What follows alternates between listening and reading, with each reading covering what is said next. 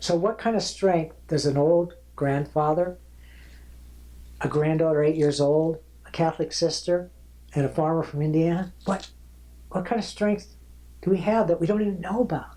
What made the difference? They didn't bulldoze the house. They came intending to bulldoze the house. So what are the tools of peacemaking that we don't even know we have that we need to learn about? I think we could stop wars. We went into Iraq in 2002, before the US invasion,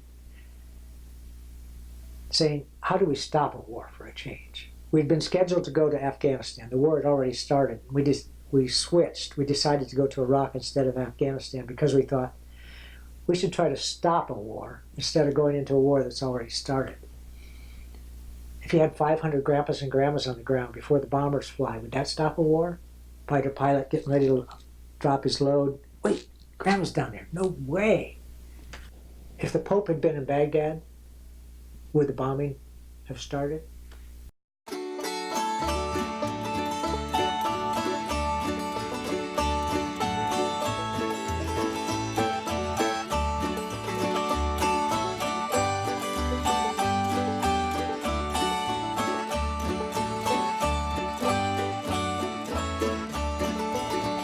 The Jesus way, oh, the Jesus way is the way of peace. Is the way of peace. Oh, the Jesus way, oh, the Jesus way is the way of peace. Is the way of peace. Oh, the Jesus way is the way of peace. When He is King, all wars will cease.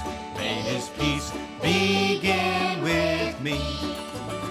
Gonna beat my sword, Gonna beat my sword into a plow. into a plow. Gonna beat my sword Gonna beat my sword into a plow. into a plow. Gonna beat my sword into a plow. Christ is King in my life now.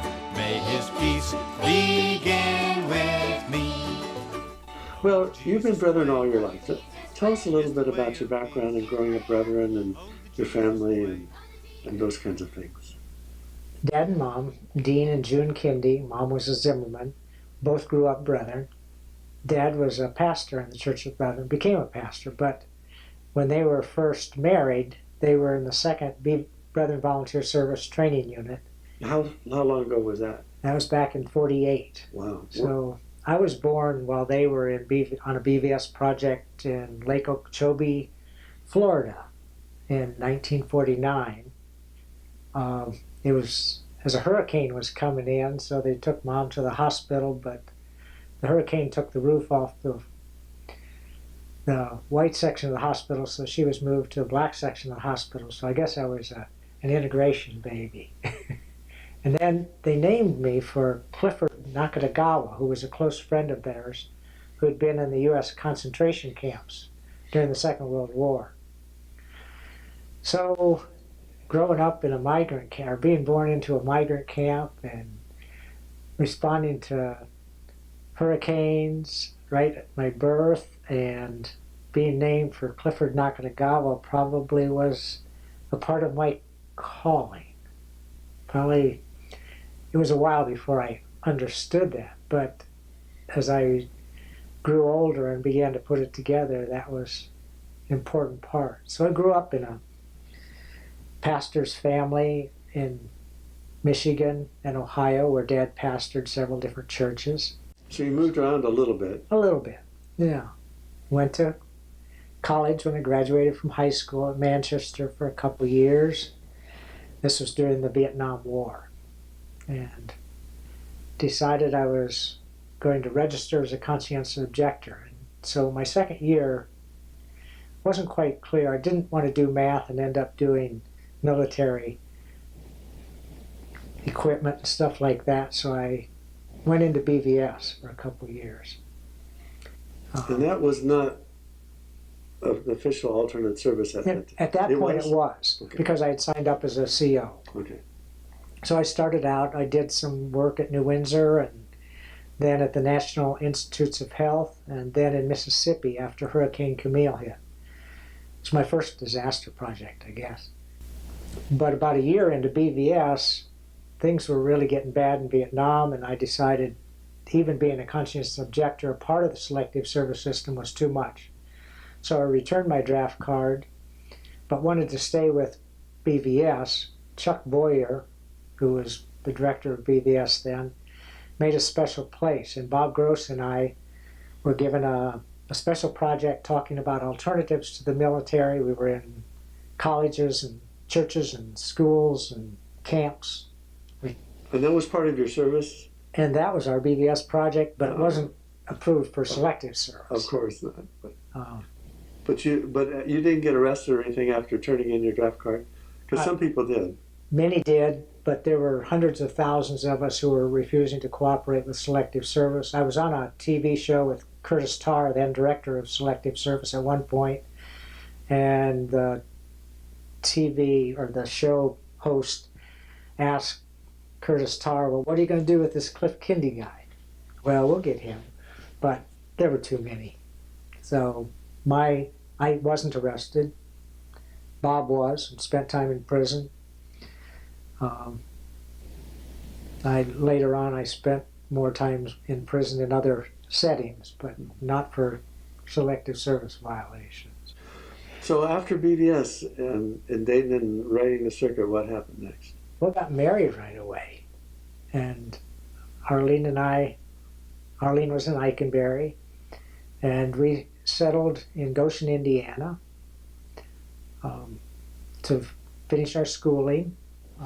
From there, we did another BVS stint together. Arlene had not been in BVS, but she and I and a cousin of mine, Ron Ankins, did a BVS circuit ride to the fringe churches of the Brethren, came to Seattle and Floyd, Montana, and Roanoke, Louisiana, all kinds of places. And talking about Brethren history, about peace, about justice issues, about lifestyle issues. What does it mean to be brethren? Those first years, we spent some time at Bethany Seminary, and while we were there, Arlene and I did another disaster project. Disaster projects became an important part of our life, both as a couple and then as a family, as our children were growing up. We've done disaster projects all over the country, hurricanes, tornadoes, floods, fires, all kinds of things, and then tsunamis and earthquakes outside the country. So, in all this time, you had a couple kids, and we raised 2 daughters. One of the things that was probably a really important part of our life, when we were married, Arlene and I made a commitment to keep our income below the taxable level, so we wouldn't be paying taxes for war. And that meant not only that we didn't have to make so much money, but we also had lots of time to do other things. I think that's been key in our lives, both to be able to say, yes, sure, we can go tomorrow to leave for a disaster project. Or later on, I worked significant times with Christian Peacemaker Teams. And if we had had full-time jobs, there's no way I would have been free to go to other places. So that commitment when we were married, that we still hold, is one I think that is an attempt. I mean, we're still among the super rich of the world. That's a reality. But it was a step to try to become downwardly mobile rather than upwardly mobile. And I think that's key to some of the things we've done since then. So. Tell us about Christian Peacemaker Teams. Christian? I think people have heard about it, but yeah. Maybe like me, they don't know anything about it. Well, Christian Peacemaker Teams started with a vision from Ron Sider at a Mennonite World Conference in France in about 1984. A vision asking the question, what if Christians took their peacemaking as seriously as warriors take their war making? And you could think about it in terms of how much would you invest into it, how much training would you have, how would you tell the stories in the history books about peacemaking like we tell the stories of war making. And so out of that vision came an effort by the Church of the Brethren, the Mennonites, and the Quakers to put together feet on the ground. I joined CPT on the steering committee, sort of the directing group, in 1989, asked to be a representative for the Church of the Brethren. And I said, well, I'll try. So it was, an effort. What are we going to call this? How are we going to fund it? How are we going to train people? How do we encourage people to become a part of it? What's it going to look like? So all those things happened. We had delegations going out for different reasons, but the first time we had a project was in Gaza Strip in 1993. And Gene asked me to be on it, but there were all kinds of reasons. I was a father, trying to be responsible. Garden that we had in the middle of summer. This would have been July, August, and September, the busiest time in the summer. Because you grow a lot of foods. That's how we make our living, growing fruits and vegetables. So, and you told me you have a large variety. About 60 different kinds of fruits and vegetables.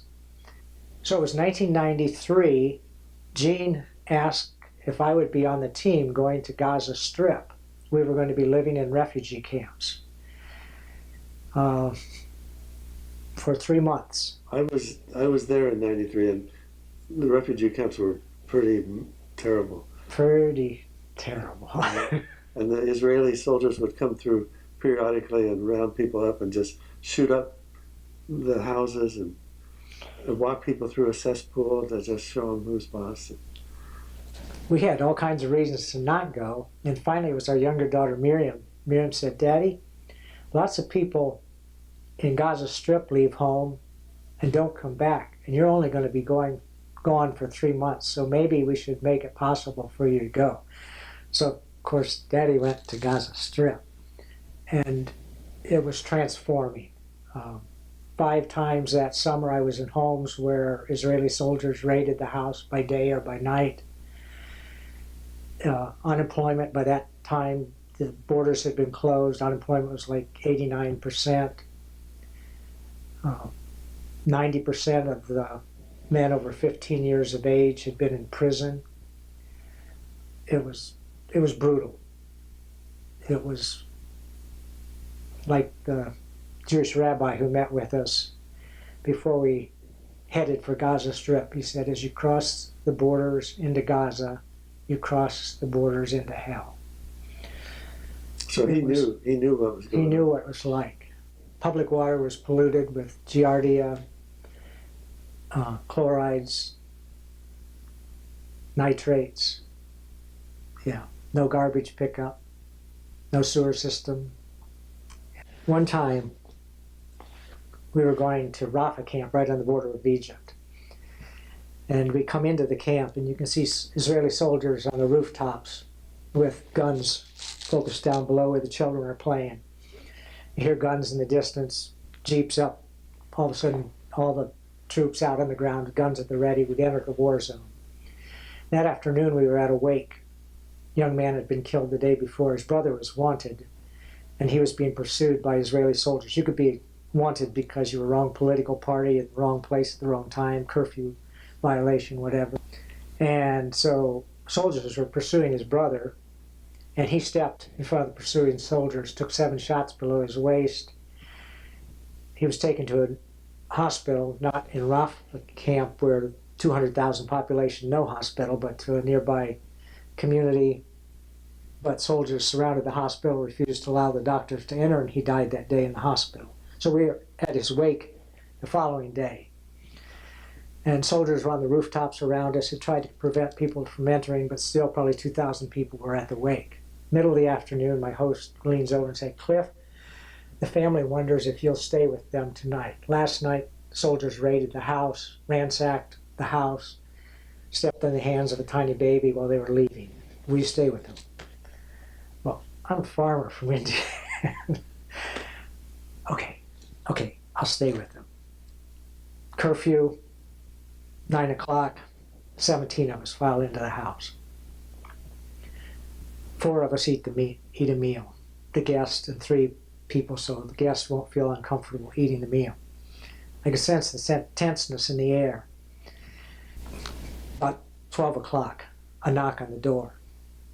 Becomes more insistent. The daughter, who was kind of the presence of the spirit for me that night, goes and answers the door. 7 Israeli soldiers walk in, automatic weapons, flak jackets, helmets, radio equipment, clearly in charge of the situation, knowing exactly what was going to happen that night. Then they see me sitting against the wall in my pajamas, my sandals, my heart beating in my chest. And they go very politely through the house, but trying to figure out how to regain control of the situation. On the way back out, they take the 2 older brothers, the daughter, and I don't speak Arabic, and they don't speak English, but the daughter makes it clear if anything's going to happen, it's going to be outside. If I want to be there, I should go outside. Outside I go. They're asking the brothers to take down the tarp that had shaded the wake area that day, take down the pictures of Munir, the brother who had been killed the day before, and to whitewash the walls because no newspapers are allowed to be printed in Gaza, so the walls are the news sources.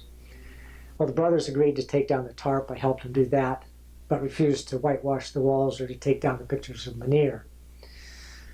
Ariel, who was the captain of the squad, comes up. Earlier I tried to speak to them. Said they didn't speak English. I didn't know Hebrew either. He asked me if I'll take down the pictures. And I realized, wow, if I take down the pictures, I probably won't have a place to stay tonight. On the other hand, if I don't take down the pictures, I might not need a place to stay that night. But then there's an interruption. 4 more soldiers come in off the street, everybody more macho than everybody else. And everything changes again. You go to a neighbor's house, knock on the door. This time nobody answers. You can hear the door splinter beneath the gun butts. And I'm feeling like I'm in a room flooded with gasoline, somebody about ready to flick a match. And I ask Ariel, do you remember the story of Tom Sawyer? Or when he was whitewashing his aunt's fence? He said, yeah. I said, well, tonight's story reminds me of that story, only tonight everything's upended. Who are you, Cliff? I'm Cliff. Where are you from? Indiana. Why are you here?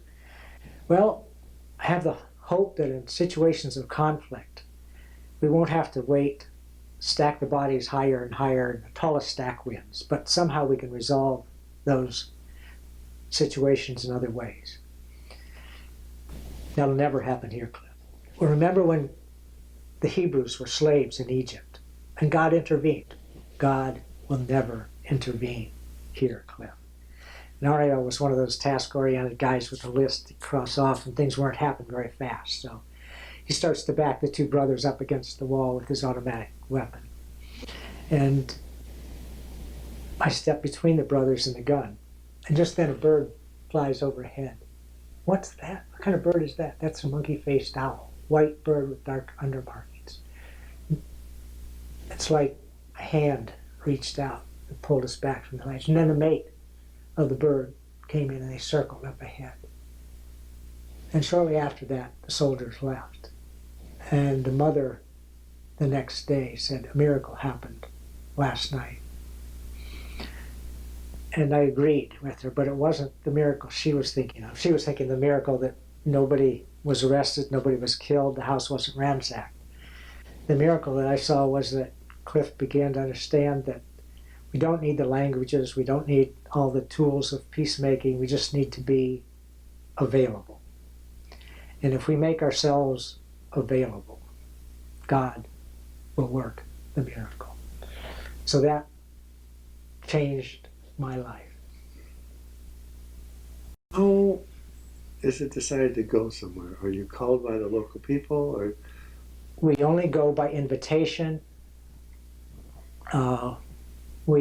It's nice if we have some kind of connection, either through our churches, through our countries of origin. We're pretty international at this point. There are probably a couple dozen countries around the world that have provided CPTers.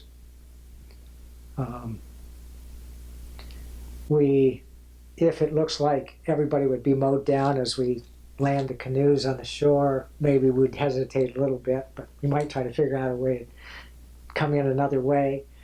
But we do go by invitation. And that's the recognition that if you're going to be working in a zone like that, you're going to need partners who know the setting lots better than we can as we come in from the outside. But it might mean learning languages or having languages or people that have those language skills before they go.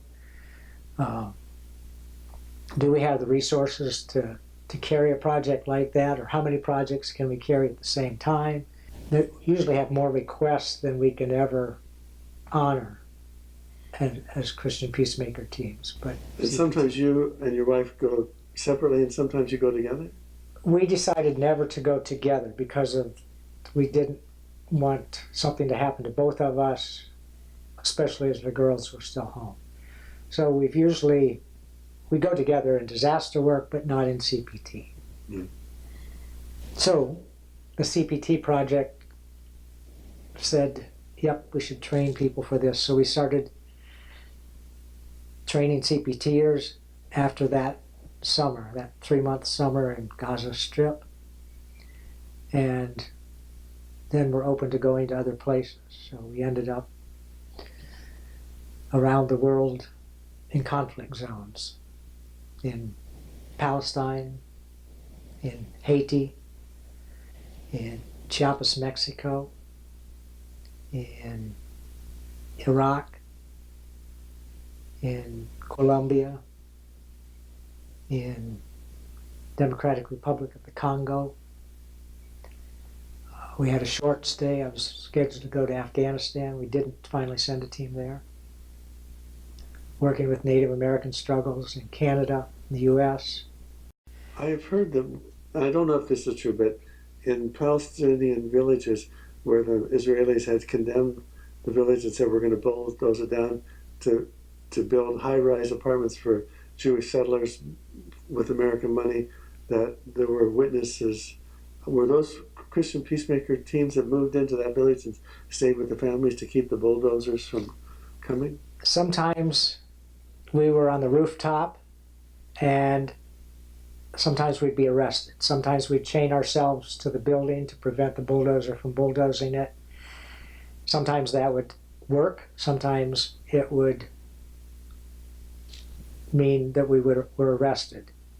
One time we started a fast. We were overwhelmed. There were like 700 home demolitions scheduled in that one district of the West Bank. And we started a 700-hour fast as a plea to God to intervene. And at the end of that fast, I was arrested, a Jewish rabbi was arrested, and 2 Palestinians were arrested. And it looked like we failed. But for the next year and a half, there were no home demolitions in the South Hebron hills of the West Bank. So it's like, what is peacemaking? What kind of tools do we have? What difference do we make? What do you think your time closest to God, or one of your most scary experiences when you really felt the presence of God protecting you? 10 days into the bombing of Baghdad, we were 50 of us in Baghdad at that time when shock and awe came out of the sky. 10 days in, Iraqi Mukhabarat kicked us out of the country because people who looked like us might be CIA. And we were ordered out of the country, but the western desert that we had to cross on the way to Jordan was the war zone. But we took taxis, and you could see bridges that had been hit by missiles, 3 eastbound lanes of that superhighway, just a huge crater of a bomb, U.S. fighter jets in the air, the chassis of burnout trucks and buses along the side of the road, the residue of the war. And 2/3 of the way across that desert, our car had a blowout. Our driver thought it was hit by a missile from a fighter jet, but I think it was just a bad tire. And the 5 of us in the car were injured. An eastbound Iraqi driver stopped because the other 2 cars in our caravan didn't look back for another 45 minutes, and we weren't there. The Iraqi driver took us back to Rutba First Aid Center. there they said, we'll take care of you. Doesn't matter whether you're Muslim or Christian. Doesn't matter whether you're Iraqi or American. We'll take care of you. And I had split my head open and peeled it back on the dome light of the car as we crashed. And the doctor was sewing my head back together. And he said, 3 days ago, a U.S. pilot bombed and destroyed my children's hospital here in Rutba. And I realized at that point that I was the enemy. And this was the Good Samaritan story. Only the Good Samaritan was the good Iraqi Muslim. And you were the injured benefactor of I was his. the injured benefactor. Hmm. While I was on the bench that day, I had an out-of-body experience. I was up here looking down on this table where the doctor was sewing Cliff's head together. God said, well, Cliff, are you ready to die? And it would have been easy. I wasn't in pain. I lived a full life. And I think I said, well, can I hang around a little longer? Okay. And I was back down there. It was like somebody had to tell that story about the Good Samaritan in Iraq. So there's a story now, the Gospel of Rutba, that tells that story because we all went back. Most of us went back to say thank you to those Iraqis who had saved our lives. I've heard people without out-of-body experience, and some decide not to come back. It's a moment of choice. Live or die, or live or move on. Yeah. Cliff, thank you for being with us and inspiring us today with your stories and your life and your service. For Brethren Voices, this is Brent Carlson. And Cliff Kindy, wishing you peace. May his peace begin with me.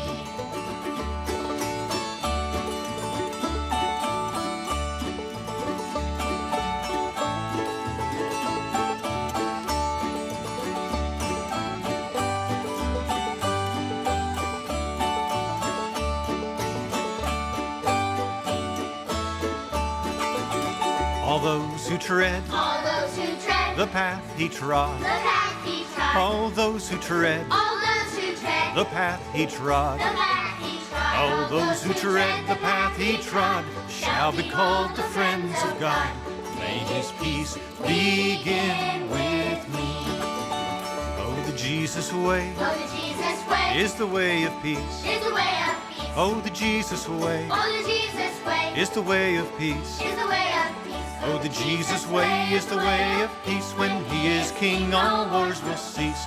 May his peace begin